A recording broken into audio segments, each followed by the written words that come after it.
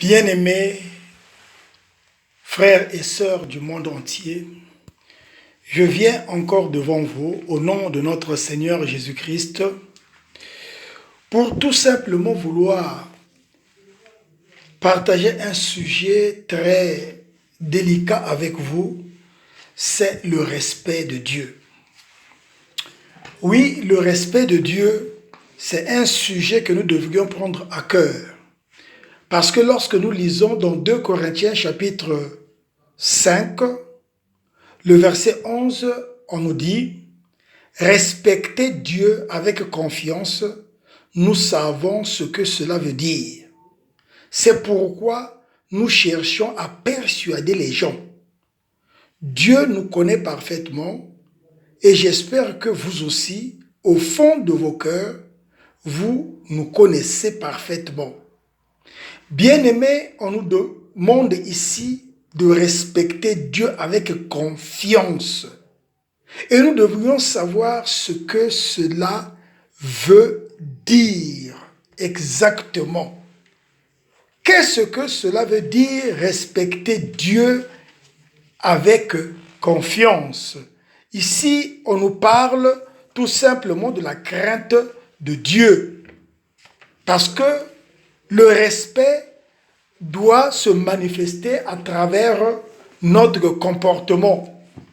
C'est pourquoi celui qui a reçu la sagesse de Dieu, Salomon, nous dit une chose dans le livre de Proverbes, chapitre 14, le verset 2, je lis « La personne qui mène une vie droite respecte le Seigneur. Celui qui suit des chemins tordus le méprise. » Alors, ici, il nous fait comprendre qu'est-ce que respecter Dieu. Si quelqu'un mène une vie droite, cette personne respecte Dieu. Mais la personne qui suit des chemins tordus le méprise. Alors, qu'est-ce que cela signifie et veut dire? Nous allons prendre deux exemples de deux hommes de Dieu, l'un qui a respecté Dieu et l'autre qui l'a méprisé. Qui est cet homme de Dieu qui a respecté Dieu?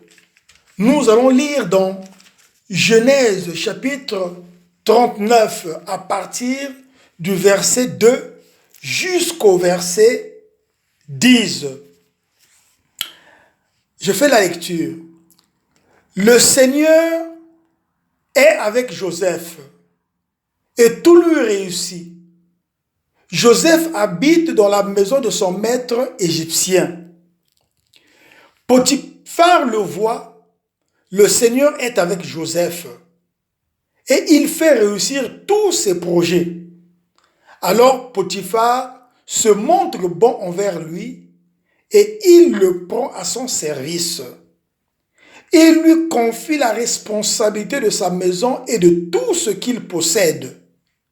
Dès que Potiphar a fait cela, le Seigneur bénit ses affaires à cause de Joseph.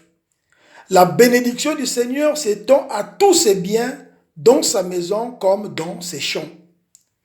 Potiphar laisse tout ce qu'il possédait entre les mains de Joseph. Il ne s'occupe plus de rien, sauf de la nourriture qu'il mange. Joseph est beau et son visage est agréable. Au bout de quelque temps, la femme de son maître le remarque et lui dit « Couche avec moi ». Joseph refuse et dit à la femme de son maître « Depuis que je suis ici, mon maître ne s'occupe plus de rien dans sa maison. Il m'a confié tout ce qu'il possède. Dans cette maison, il n'a pas plus de pouvoir que moi. Il ne m'a rien interdit sauf de te toucher parce que tu es sa femme. Alors comment est-ce que je peux faire un acte aussi grave et pécher contre Dieu? » Tous les jours, la femme de Potiphar demande à Joseph de venir dans son lit et de s'unir à elle. Mais Joseph ne l'écouta pas. Ah, bien-aimés, nous voyons ici un exemple et une leçon qui nous montre comment respecter Dieu. Joseph avait la crainte de Dieu.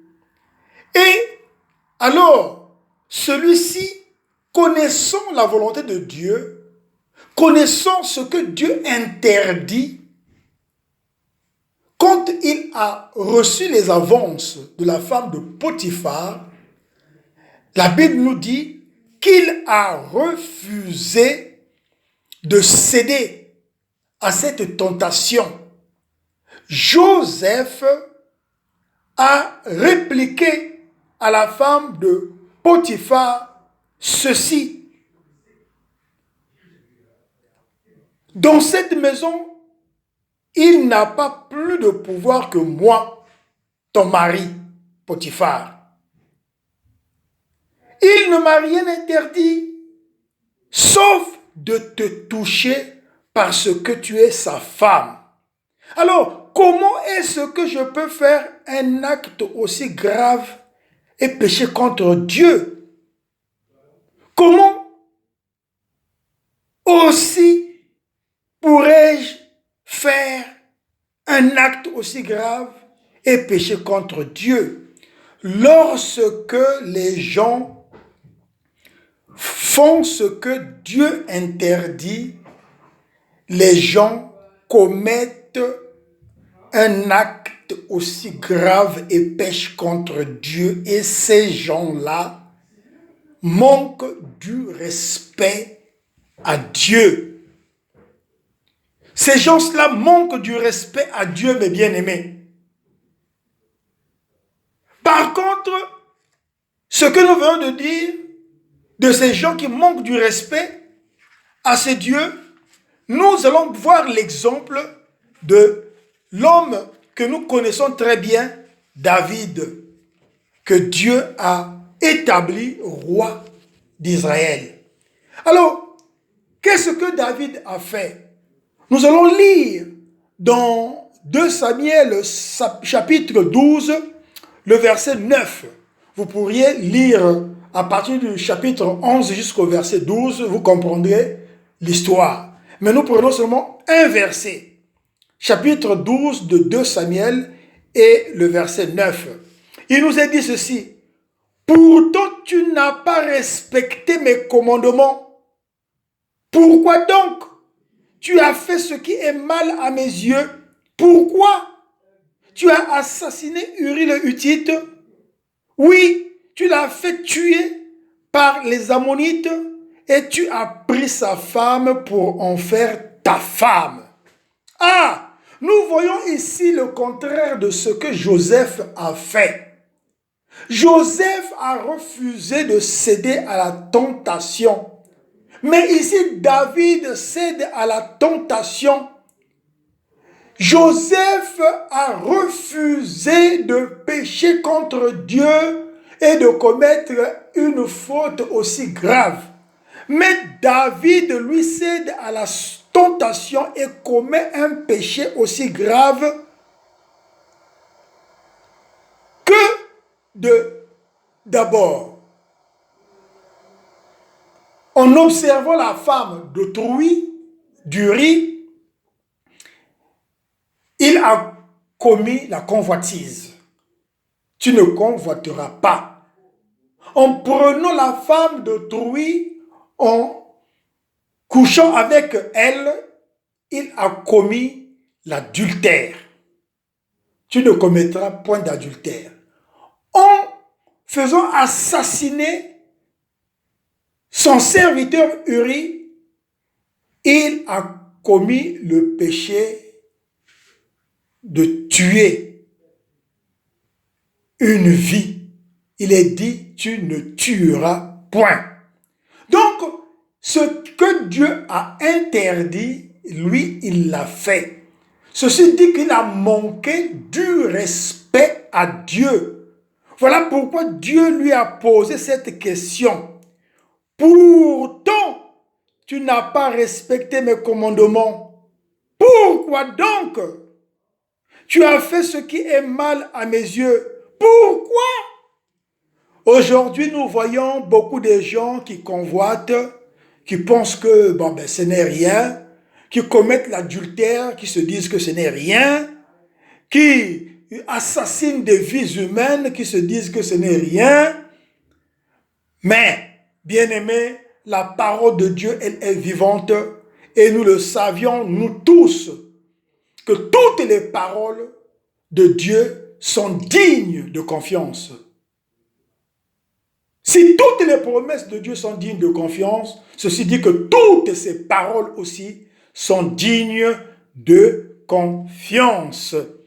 Alors, comprenons maintenant que signifie respecter Dieu. Respecter Dieu, c'est tout simplement avoir la crainte du mal.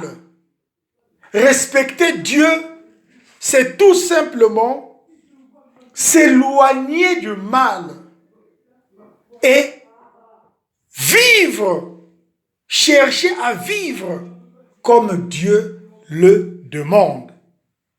C'est là, au fait, ce que la parole de Dieu nous dit dans la lettre de Éphésiens, parce que beaucoup de gens détournent cette parole au profit de leur entendement. Mais lorsque nous lisons Éphésiens chapitre 2, le verset 10, nous comprenons la parole de Dieu, qu'est-ce qu'elle veut au fait nous dire ici. Nous lisons, bien-aimés, la parole de Dieu nous dit, oui, c'est Dieu qui nous a fait.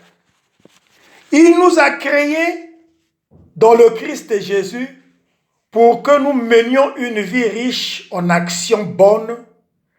Et ces actions, Dieu les a préparées pour nous, que nous les fassions. Donc Dieu nous fait. Il nous recrée dans le Christ Jésus pour que nous menions une vie riche en actions bonnes, c'est-à-dire en actions justes. Et ces actions-là se trouvent dans l'enseignement du Seigneur. Nous connaissons que le Seigneur Jésus-Christ nous enseigne au sujet de la loi.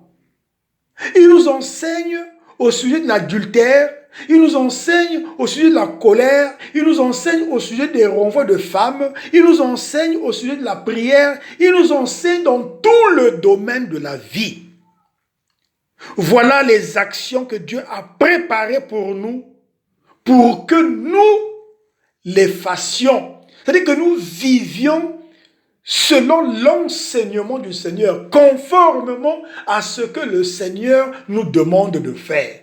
Et c'est ça ce que le Seigneur Jésus-Christ a dit à ses apôtres quand il leur a recommandé: allez et faites de toutes les nations mes disciples. Baptisez-leur au nom du Père, du Fils et du Saint-Esprit et enseignez-leur à mettre en pratique ce que je vous ai commandé. Ce que le Seigneur nous a commandé, c'est d'enseigner sa parole. L'enseignement qu'il nous donne. Et c'est à travers cet enseignement, en mettant cette parole en pratique, que les gens verront notre vie briller et diront que nous sommes un peuple sage et intelligent. Au fait, c'est ça ce qui s'est passé quand Moïse est allé sur la montagne prendre les paroles de Dieu, et quand il était descendu, il nous dit dans Deutéronome chapitre 4, à partir du verset 2, nous lisons, il dit ceci, d'abord au verset 1, « Je vous enseigne pour que vous leur obéissez.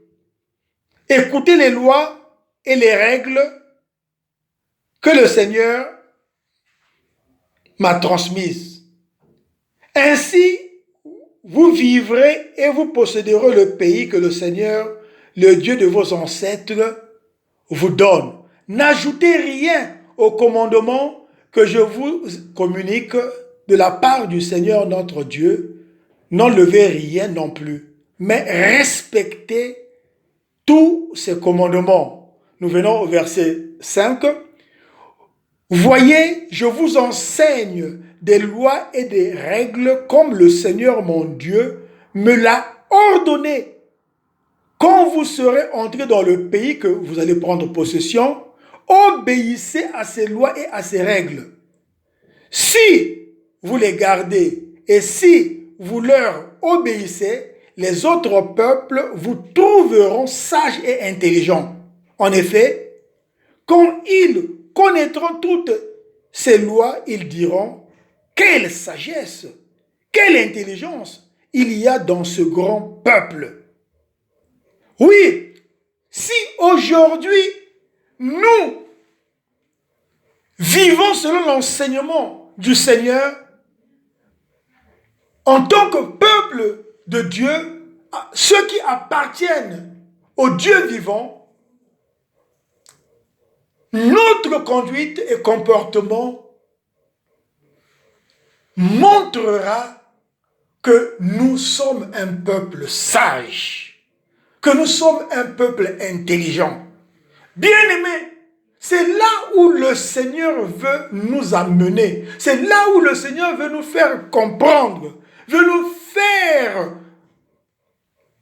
prendre conscience que quand il a dit qu'il viendra chercher son peuple, un peuple pur, un peuple irréprochable, sans défaut. Donc, un peuple qui a une conduite, qui a un comportement sage et intelligent. Donc, un peuple intelligent, un peuple sage. Moïse transmettait fidèlement ce que il recevait de la part de Dieu.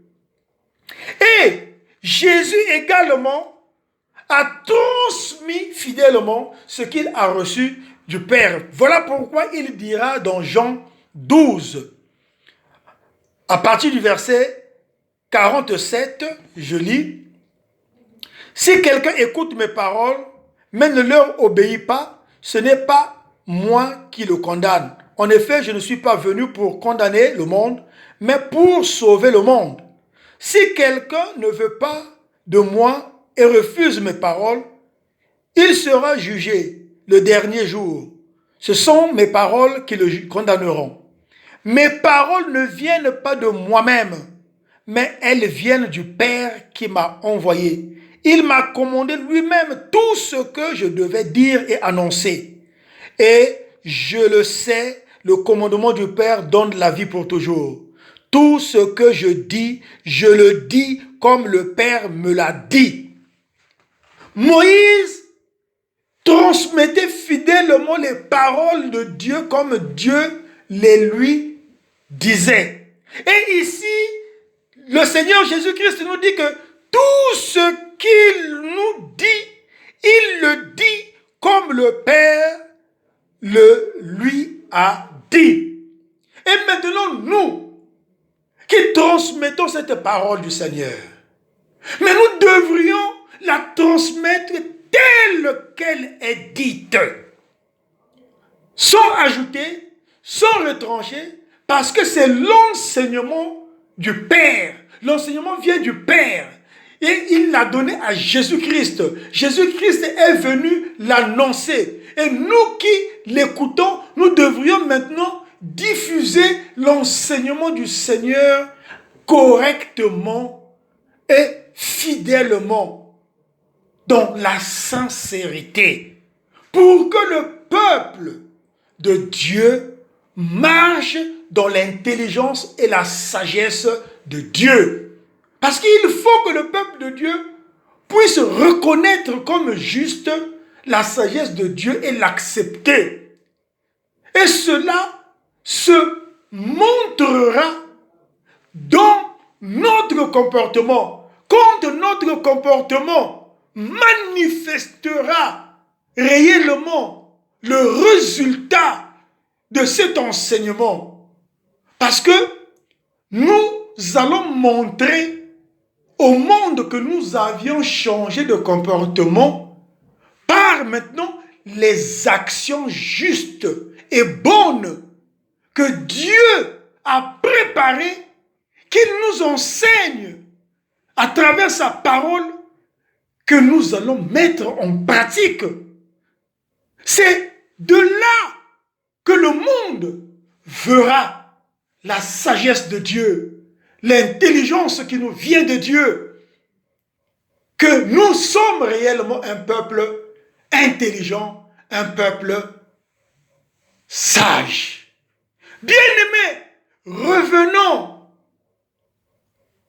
à la crainte de Dieu, revenons au respect des commandements de Dieu, revenons au respect de la parole de Dieu. Parce que vous saviez que la parole de Dieu nous dit que, attention,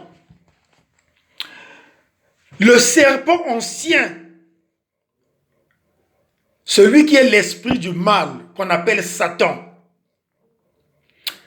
quand il a été précipité, et quel est son rôle maintenant sur la terre? Il séduit, il trompe et il égare le monde entier. Vous allez lire ça dans Apocalypse chapitre 12, le verset 7 à 9. Mais quelque chose d'extraordinaire est dit au verset 17, que il fait la guerre à ceux-là qui obéissent au commandement de Dieu et qui sont fidèles à la vérité révélée par Jésus-Christ. Si nous regardons le chapitre maintenant 14, au verset 12, nous allons voir qu'il est dit ceci, bien-aimés, que pour ceux qui appartiennent à Dieu, qui obéissent à ses commandements et qui sont fidèles à la vérité de Jésus-Christ, c'est le moment d'être constant. Alors, qu'est-ce que cela veut dire? Donc, Dieu, en Jésus-Christ, veut nous faire vivre selon ses commandements, veut nous faire vivre selon son enseignement, veut nous faire vivre la vie qu'il demande que nous devrions avoir. Et cette vie, nous devrons la vivre dans la crainte de Dieu, dans le respect des enseignements du Seigneur Jésus-Christ. Normalement, c'est ce que on devrait enseigner à l'Église. Seulement les enseignements du Seigneur. Parce que le reste, Dieu se pourvoira lui-même. Dieu connaît la vie de chacun de nous. Mais c'est lui qui nous a créés à son image. C'est lui qui a voulu que nous puissions être dans ce monde. C'est lui qui nous donne la vie. C'est lui qui nous donne la respiration. Et il nous donnera aussi tout le reste. Si seulement nous pouvons d'abord nous préoccuper de la vie de la nouvelle société, c'est-à-dire de son royaume qui doit être établi sur la terre. Quand Jésus a inauguré le royaume de Dieu, en amenant le royaume de Dieu, en disant que le royaume de Dieu est au milieu de vous, changez de comportement. Il voulait tout simplement nous dire que cette nouvelle société qui venait de Dieu, qu'il était en train de créer, de réaliser, de former sur la terre, grâce à sa parole, à sa sagesse, à son intelligence, à l'enseignement tout simplement qu'il nous a apporté, devrait se réaliser, être réel lorsque nous acceptons cette sagesse tout simplement et nous la mettons en pratique. Et c'est là où la société nouvelle serait là avec nous. Parce que ce n'est pas la société qui fait les hommes, mais c'est les hommes qui font la société. C'est nous, lorsque je deviens une nouvelle créature, une nouvelle personne, que tu deviens une nouvelle créature, une nouvelle personne, que nous devenons tous des nouvelles créatures, des nouvelles personnes, mais nous formons maintenant une nouvelle société. Si nous vivons comme Dieu le demande, c'est-à-dire nous pratiquons la justice que Dieu demande, donc cette société-là montrera que la justice de Dieu demeure et que la paix que Jésus-Christ nous a donnée, qui nous a laissé, règne au milieu de nous.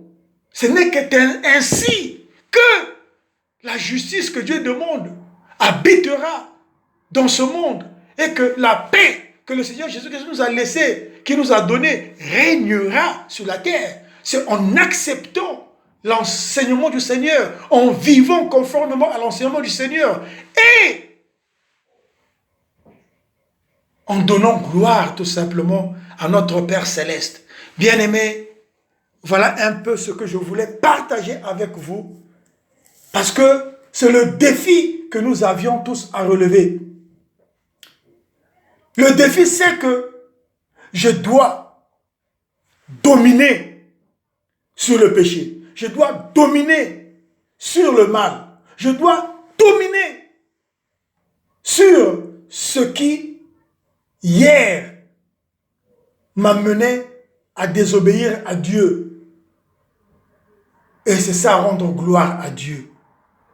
Donc, dominer sur le mal, dominer sur le péché, dominer sur tout ce qui influence ce monde, qui amène ce monde à la perdition, pour ramener maintenant le monde à la raison, pour ramener le monde à la justice, pour ramener le monde à la droiture, pour ramener le monde à la sagesse, pour ramener le monde à la vérité, pour ramener le monde à l'amour. Voilà ce que nous devrions faire. C'est un défi que chacun de nous doit chercher à relever. Et tu l'emporteras sur toi-même et sur l'esprit du mal. Que le Seigneur Jésus-Christ et notre Père qui est dans les cieux, par le Saint-Esprit et la sagesse divine, puisse nous aider afin que nous puissions faire triompher l'amour dans ce monde des vivants pour la plus grande gloire de notre Père Céleste et pour le plus grand bonheur de tous. Alors ainsi, le Seigneur Jésus-Christ régnera. Ainsi, Dieu le Père régnera parfaitement sur tout. Merci bien-aimé. Que Dieu notre Père soit béni. Que le Seigneur Jésus-Christ soit béni. Que l'Esprit de Dieu, le Saint-Esprit, soit béni. Que la sagesse divine soit bénie. Et gloire à Dieu au plus haut des cieux. Et béni soit tous ceux et celles qui reconnaîtront la sagesse de Dieu comme juste et l'accepteront à la mettre en pratique. Amen. Qu'il en soit ainsi au nom de Jésus-Christ.